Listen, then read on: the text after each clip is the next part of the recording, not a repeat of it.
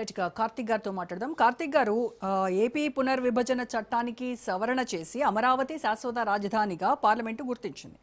ఇప్పుడు ఏంటంటే ఆర్టికల్ 3 ప్రకారము కేంద్రం తీసుకున్నటువంటి ఈ నిర్ణయాన్ని భవిష్యత్తులో రాష్ట్ర అసెంబ్లీలో మళ్ళీ తీర్మానం చేయడం ద్వారా మార్చేటువంటి అవకాశం ఉంటుందా? ఇప్పుడు వైసీపీ నాయకులు చెప్పారు, ఏమవుతుందో భవిష్యత్తులో ఎవరు చెప్పలేరు అని చెప్పేసి మాట్లాడుతున్నారు. అంటే పార్లమెంటు చట్టమే సుప్రీం అవుతుందా, లేదు అని అంటే ఈ రకమైనటువంటి అమెండ్మెంట్స్ అసెంబ్లీలో కూడా చేసుకోవచ్చా?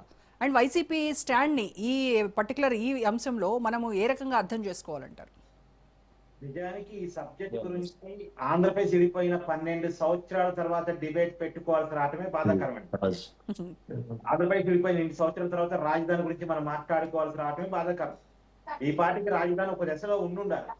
కాకపోతే 2019లో అధికారంలోకి వచ్చిన వైఎస్ జగన్మోహన్ రెడ్డి గారు అధికారంలోకి రాకముందేమో అమరావతి రాజధాని అని చెప్పారు.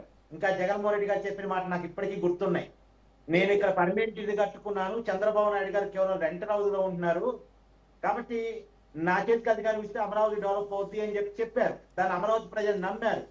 నమ్మబట్టి జగన్మోహన్ రెడ్డి గారికి కోర్ అమరావతి ఏరియాలో కూడా ఓటు వేశారు. ఆ రోజు ఉండవల్లి శ్రీదేవి గారు వైసీపీ నుంచి కోర్ అమరావతి ఏరియాలో ఎమ్మెల్యేగా గెలిచారు. మంగళగిరిలో కూడా నారా లోకేష్ గారి మీద ఆల రామకృష్ణారెడ్డి గారు ఎమ్మెల్యేగా గెలిచారు. అంటే అమరావతి ఏరియాలో వైసీపీకి ఓట్లు పట్టాయి. కానీ అధికారంలోకి వచ్చిన తర్వాత 3 రాజధానుల కాన్సెప్ట్ పట్టుకొచ్చారు. ఇది ప్రజలు తిరస్కరించిన కాన్సెప్ట్. శాసన రాజధాని ఏమో అమరావతి, కార్యనిర్వాహక రాజధాని ఏమో వైజాగ్, న్యాయ రాజధాని ఏమో కర్నూలు. మరి రియాలిటీలో దాన్ని ఏమన్నా చూపించారంటే రియాలిటీలో దాన్ని చూపించలేదు. పైకి మాత్రం 3 రాజధానులు అన్నారు. మరి వైజాగ్ లో ఏమన్నా భవనాలు కట్టి పరిపాలన అక్కడ నుంచి స్టార్ట్ చేశారా? లేదు, రియాలిటీలో లేదు. జగన్మోహన్ రెడ్డి గారు వెళ్ళి కావాలంటే వైజాగ్ కూర్చోవచ్చు, ఆయన మూర్తాలు కూడా పెట్టుకున్నాడు. కానీ అక్కడ పోయి కూర్చుంది లేదు, అక్కడ నుంచి పరిపాలన సాగించింది లేదు. మొత్తానికి ఈ 3 రాజధానుల కాన్సెప్ట్ ప్రజలు తిరస్కరించారు. ప్రజాస్వామ్యంలో గొప్పదనం ఏంటంటే అంతిమంగా న్యాయ నిర్ణేతలు ప్రజలు మాత్రమే.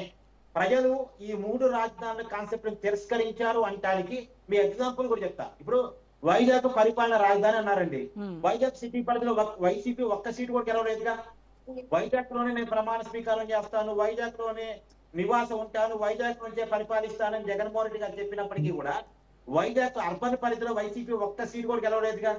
అంటే వైజాగ్ ప్రజలు కూడా దాన్ని తిరస్కరించారు. ఇప్పుడు కర్నూలు న్యాయ రాజధాని, అక్కడ హైకోర్టు కడతానని జగన్మోహన్ రెడ్డి గారు చెప్పారు. కర్నూలు పరిధిలో వైసీపీ ఒక్క సీటు కూడా గెలవలేదుగా. ప్రజలు దాన్ని తిరస్కరించారు. కాబట్టి అది క్లోజ్డ్ చాప్టర్. 3 రాజధానులు అనేది ప్రజలు ఒప్పుకోలేదు. అమరావతి ఏకైక రాజధానిగా ఉండాలనేది ఆంధ్రప్రదేశ్ ప్రజలు దానికి అగ్రీ చేశారు. అమరావతి ఉన్న గొప్పతనం ఏంటంటే రైతుల భూములిచ్చి రైతుల భూముల్లో రాజధాని కట్టడం అనేది దేశ చరిత్రలో మొట్టమొదటిసారి. ప్రభుత్వం రూపాయి ఖర్చు లేకుండా 50,000 ఎకరాలు సేకరించగలిగిందంటే అది నిజంగా గొప్పతనం. ఇప్పుడు ఆ రైతులు ఎవరితో ఉన్నారు? రైతుల మీద వైసీపీ ప్రేమ చూపిస్తుంది, కానీ ఆ రైతులు వైసీపీని అసహించుకుంటున్నారు. ఎందుకు? అమరావతి రైతులను ఎంత ఇబ్బంది పెట్టాలో అంత ఇబ్బంది 5 సంవత్సరాల కాలంలో పెట్టారు. కేవలం అమరావతిని కిలి చేయడం కోసమే 3 రాజధానుల కాన్సెప్ట్ పట్టుకొచ్చారన్నది అందరికీ తెలిసిన విషయమే. సరే, అది పక్కన పెడితే ఇప్పుడు మీరు ఇందాక అడిగారు, పార్లమెంట్ లో ఆల్రెడీ ఒకసారి చట్టబద్ధత వచ్చిన తర్వాత మళ్ళీ దాన్ని అసెంబ్లీ మార్చుకునే అవకాశం ఉంటుందా అంటే ఉండదు. ఉండకూడదనే కదా పార్లమెంట్ చట్టబద్ధత. కానీ మరి వైసీపీ నాయకులు చాలా కాన్ఫిడెంట్ గా చెప్తున్నారు కదా. అంతే కదా, చట్టం తెలియకపోతే మనం ఏం చేయలేము. చట్టబద్ధత కల్పించిన తర్వాత అసెంబ్లీ చెప్తాను. మసూద్ రెడ్డి గారు, మీరు మాట్లాడినప్పుడు నేను మాట్లాడలేదు, నన్ను మాట్లాడనివ్వండి. ఒకసారి ఆమె చెప్పిన దానికి నేనేం చెప్తాను. నేను ఆమె మేడం గారు చెప్పింది ఏంటి అనేది, ఆమె ఏ విధంగా చెప్తుంది, నేను ఏ విధంగా చెప్పాను అనేది మీకు క్లారిటీ ఉంటుంది మాట్లాడడానికి. నేనేం చెప్పాను అన్ని నిజాలు కాదు కదా మసూద్ రెడ్డి గారు, మీరు చెప్పిన నిజాలు కాదు. నేను నోట్ చేసుకున్నాను, నా టర్మ్ కోసం వెయిట్ చేస్తున్నాను. మీరు నోట్ చేసుకోండి, మీ టర్మ్ కోసం వెయిట్ చేయండి.